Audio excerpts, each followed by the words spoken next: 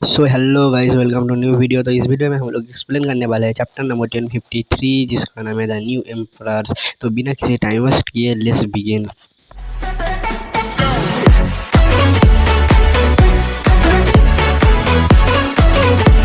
सो hello guys, इस chapter का नाम है the new empire of the sea. इस चैप्टर में हम लोगों को ये मालूम चल रहा है कि वल्गर ने किन लोगों ने नया एम्पायर घोषित किया है। और इस चैप्टर के कवर पेज में हम लोगों को स्टोरी कंटिन्यू होते हुए नहीं दिखता, पर स्टिल इस चैप्टर के कवर पेज में हमें जो नया गेम आया है वन पीस का और जो नया मूवी आया है वन पीस लेट, उसका प्रमोशन देखने के लिए मिलता है।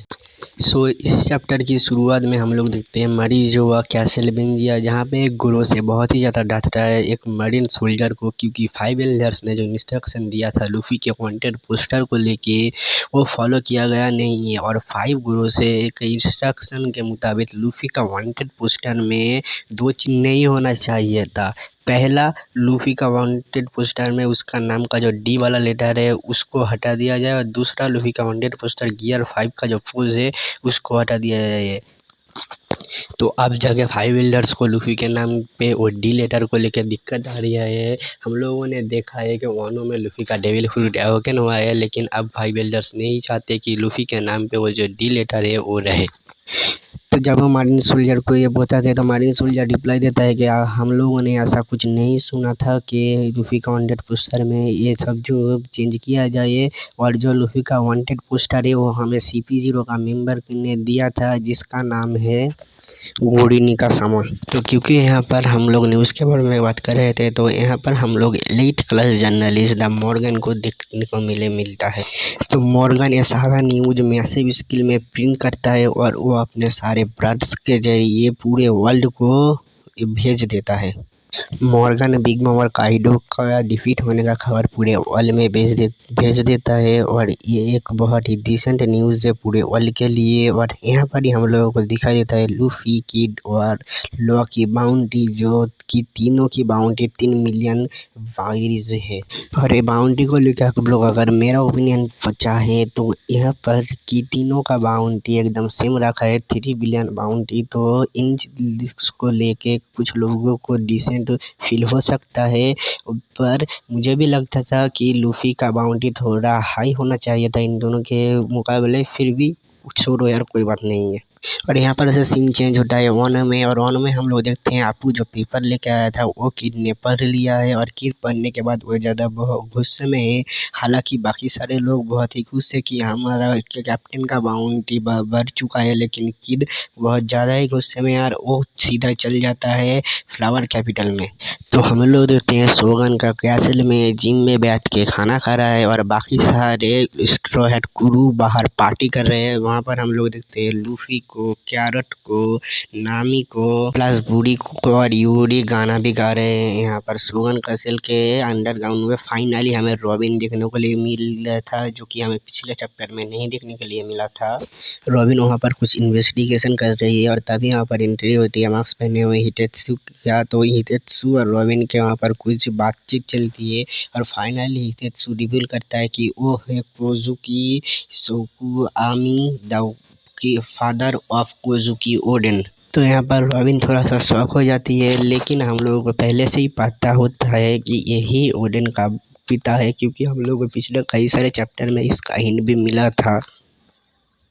तो इसी कन्वर्सेशन के बीच में ही भी रॉबिन पूछती है हितेत्सु के कि एंसेंट ओपन प्लूटन कहाँ पर है। हम लोगों ने देखा था अलावेस्टा आर्क में कि क्रोकोडाइल को प्लूटन चाहिए था, इसलिए उसने रॉबिन के साथ हाथ मिलाया था और उसने विवी के फादर को लेकर वो पोनीग्लिफ के पास भी गया था ताकि उसे एंसेंट ओपन प्लूटन के बारे में पता चला। लेकिन रॉबिन वहाँ पर क्रोकोडाइल को कुछ नहीं बताती है और यहाँ वहाँ की हिस्ट्री बता के वो उसको चुप करा देती है। 7 आर्क एक चैप्टर में भी हम लोगों को पता चलता है कि प्लूटन ओनो में है, और इस बात को कन्फर्म भी करता है सुकोआमी कि प्लूटोन द एंशिएंट ओपन वानो में ही मौजूद है। लेट्स होप कि सुकुयामी वो रॉबिन को ले जाए प्लूटोन के पास, क्योंकि प्लूटोन एक बहुत ही ज़्यादा खतरनाक शिप है जो कि एक धमाके में ही पूरा का पूरा एक आइलैंड को उड़ा सकता है। यहाँ पर से सीन चेंज होता है, हम लोग पहुँचते हैं उडन में, जहाँ पर हम लोग देखते हैं द ग्रीन बुल को। ग्रीन बुल यहाँ पर आके सब लोगों को मार चुका है, किंग क्वीन सबको मार के। और यहाँ पर हम लोगों को ग्रीन बुल का पहला बार लुक देखने को मिलता है और एक डिसेंट लुकिंग बंदा है। और इसकी एबिलिटी हम लोग को यहाँ पर पता चलती है कि वो बंदों के अंदर से जो न्यूट्रिशन है उसको खींच सकता है, और यही न्यूट्रिशन खींच के उसने सारे के सारे उडन के अंदर के लोगों को मार दिया।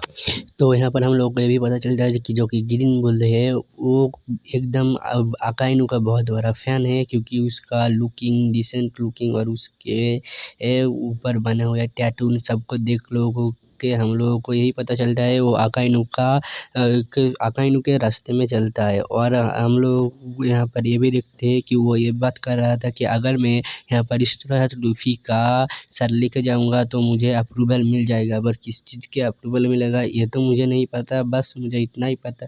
बस हम लोगों को यही लगता है कि शायद से वो अकाइनू के साथ बहुत ही बड़ा एक और एडमिरल व कोई भाई से मिलकर उसमें पहुंच जाए। तो यहाँ पर सीन काट उठा और हम लोग पहुंचते हैं फ्लावर कैपिटल में, और फ्लावर कैपिटल में हम लोग देखते हैं पार्टी अभी भी चल रहा है। लूफी यहाँ पर सारे लोगों को चीयर करता है, और यहाँ पर हम लोगों को भी मालूम चल रहा है कि यहाँ पर इन लोगों को नहीं मालूम है कि लूफी ने ही है काइडो को डिफीट किया है, क्योंकि लूफी ने जब काइडो को डिफीट करके नीचे गिरता है तब उसको यामाटो ने कैच कर लिया और यामाटो को लेके चली गई। तो इन लोगों ने लूफी को दिखाई पता चल कि लूफी ने उनको बोला था कि ये नहीं बताया करता ना कि मैंने ही काइडो को डिफीट किया है, कि मैं वानो का हीरो बनना नहीं चाहता। तो यहाँ पर सब लोग पार्टी कर रहे थे, पर मेरा नजर गया यहाँ उस ड्रम पे जो कि सब लोग बजा रहे थे, जो कि उस ड्रम को देख लोगों ने वो जो सारिंगन का जैसे जो सास्के के आंख में जो सारिंगन रहता है वहाँ ऐसा कुछ है, और ऐसा ही हम लोगों को देखने मिला था स्काइपिया के इनरू के ड्रम पे।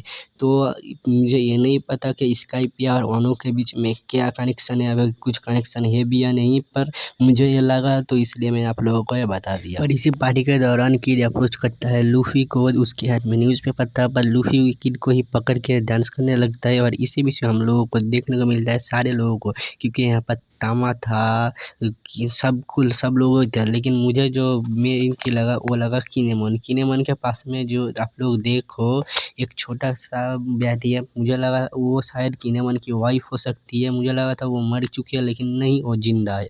और यहाँ पर फाइनली कि दिखा देता है लूफी को वो न्यूज़पेपर, और लूफी ये देखकर हैरान हो गया था। और यहाँ पर हम लोगों को पता चलता है कौन है वो नए 4 एम्परर जो डिक्लेयर हो गए हैं। तो यहाँ पर शैंक्स और ब्लैक बियर्ड पहले से ही एम्परर से, और जो 2 नए नाम ऐड हुए हैं एम्परर में वो है मंकी डी लूफी और बगी द क्लाउन, और जो एक गॉड है। अब मैं तुम्हें ऑनेस्टली बताऊँ तो मैंने कभी भी बगी का नाम यहाँ पर एक्सपेक्ट नहीं किया था। मैंने जब स्पॉइलर में पढ़ा कि यहाँ पर बगी है तो मुझे शायद लगा कि स्पॉइलर गलत भी हो सकते हैं, ओडा सेन से बगी को तो ऐसा नहीं कर सकते। फिर जब मैंने देखा तो मुझे समझ में आ गया कि बगी ही है, लेकिन यहाँ पर बगी का होने का भी एक रीज़न होता है, क्योंकि यार देखो बगी पहले तो रॉजर पायरेट्स का एक क्रू मेंबर है, दूसरा बात जब मरीन फोर्ड आर्क में बगी ने बहुत सारे प्रिजनर को छुड़ा के उसने अपने अंदर कर लिया, और जब वो शैंक्स के साथ कैजुअली बात कर रहा था तो उन प्रिजनर्स के लिए तो बागी गॉड बन गया। तो यह से ही बागी और बागी जब लॉर्ड बना डोलभंगी को गिरने के बाद, तो वो यहाँ पर भी हम लोग देखते थे कि बागी का ओपन सप्लाई करते थे, और यहाँ पर हम लोगों को बागी का बाउंड्री नहीं दिखाया गया। और हमें एक चीज़ देखना पसंद करूँगा कि बागी को जब पता चलेगा कि वो एम्परर ऑफ द सी बन गया तब उसका रिएक्शन क्या होता है। वो उसका तो रिएक्शन अच्छा होगा, मुझे ये भी लगता है वो बहुत ही ज़्यादा डर भी जाएगा, क्योंकि वो emperor of the sea. Let's hope आगे क्या होता है। इसके बाद फाइनल पेज में हम लोग देखते हैं कि ड्यूगोकू फ्लावर कैपिटल के पास आ चुका है, और वो बोल रहा है कि मैं बहुत ही अच्छे मूड में नहीं हूँ, हूँ और पूरा वर्ल्ड के वश में चल रहा है। मुझे तो अब यही देख लग रहा है कि ryugoku आके यहाँ पर क्या करेगा। लेट्स सी अगले चैप्टर में हम लोगों को क्या देखने को मिलता है।